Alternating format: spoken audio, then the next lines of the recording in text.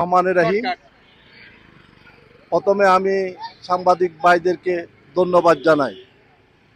আসলে আমরা এখানে সবাই এলাকার মানুষ, এখানে আমরা সমবেত হয়েছি এই কাপ্তাই রোডের যে অবস্থা গাড়ি ঘোড়ার, তা আমাদেরকে অবশ্যই এর একটা ব্যবস্থা নিতে হবে।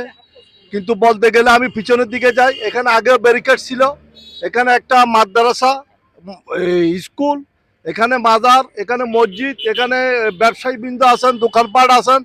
এখানে আসলে রাস্তা পারাপার হওয়ার জন্য খুবই সমস্যা, খুবই দুঃখজনক। কিন্তু যদি কোনো সময় কোনো দুর্ঘটনা ঘটে, এই দায়ভারটা কে নেবে? তাই আমি বর্তমান মাননীয় সরকারের দৃষ্টি আকর্ষণ করতেছি।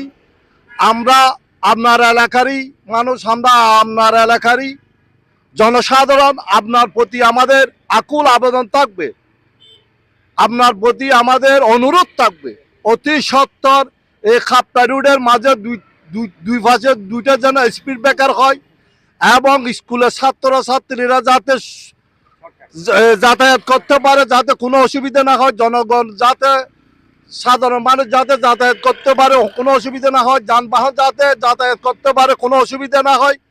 এটা আমার বর্তমান সরকারের প্রতি এবং জনসাধারণ আমরা সবাই আপনার প্রতি অনুরোধ থাকবে।